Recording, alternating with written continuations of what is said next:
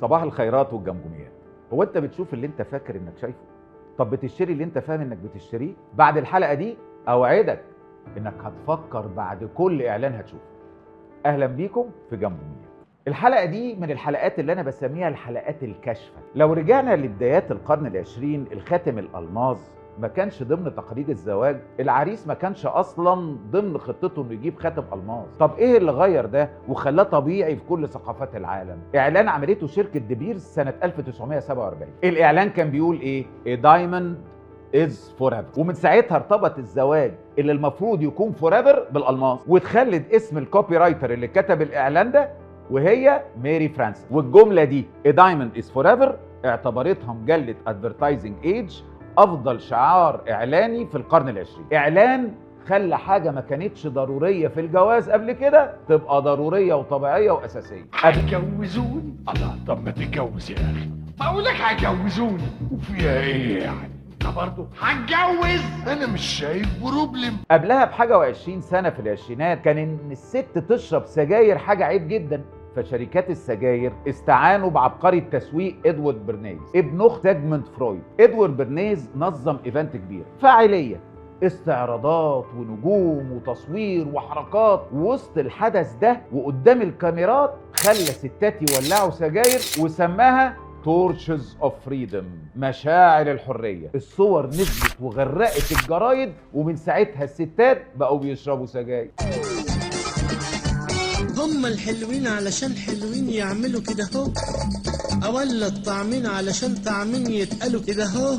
طب ده موضوع وخلصناه. طب الفطار فعلا اهم وجبه في اليوم، ودي حقيقه علميه زي ما انت فاهم، ولا دي كانت واحده من اقوى الحملات الاعلانيه في القرن العشرين كله برعايه نفس العبقري ادوارد برنيز؟ وبمناسبه الفطار، هو الناس اقتنعوا ان الكورن فليكس اللي كله مصنع هو الفطار الطبيعي والصحي، وسابوا الفطار اللي عاشوا عليه قرون من الزمن وكان كله منتجات طبيعيه لوحدهم كده؟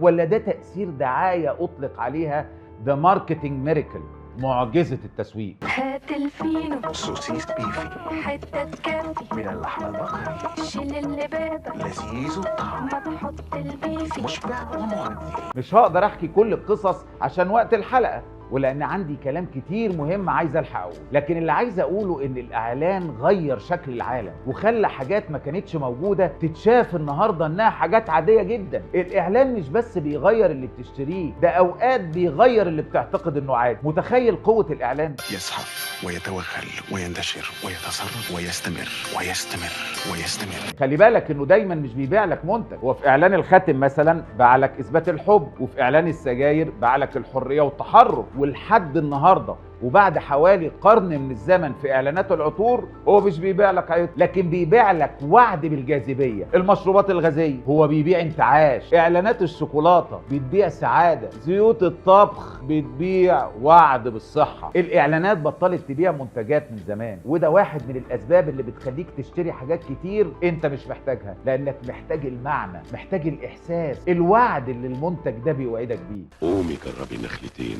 حبك يرجع في أكلتين. وفي كلامنا هتكتشف اسباب كتير للشراء من الاعلانات، ومعظمها ملوش علاقه لا باحتياجاتك ولا حتى بالمنتج نفسه.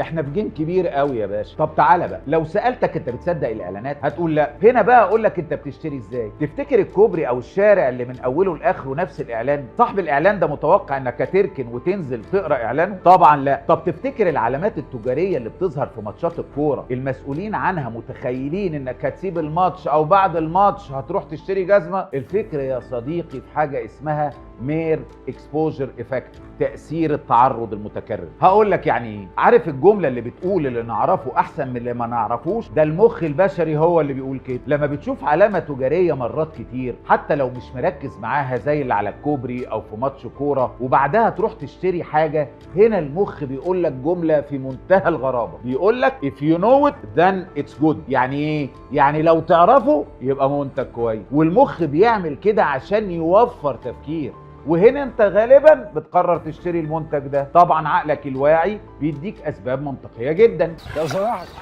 التمساح ده عنده كام سنة؟ ده اسد يا استاذ. ما انا عارف. بياكل فشار؟ خد فشار. قلشت دي. ده هو صح.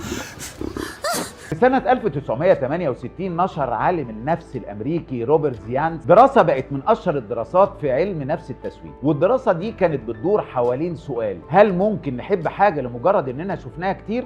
التجربة كانت إنه جاب مجموعة من الناس وعرض قدامهم أشكال ورموز ملهاش أي معنى، فيه اللي اتعرض مرة واحدة وفيه اللي اتعرض مرات كتير، وفي الآخر طلب منهم تقييم الأشكال. النتيجة كانت اللي اتعرض كتير نال إعجاب الناس أكتر فبتشتريه، لكن السبب الحقيقي هو إنك بس شفته قبل كده. عرفت ليه نفس الإعلان بيتكرر كتير؟ لا أنت لسه ما عرفتش. ولا أي اندهاش.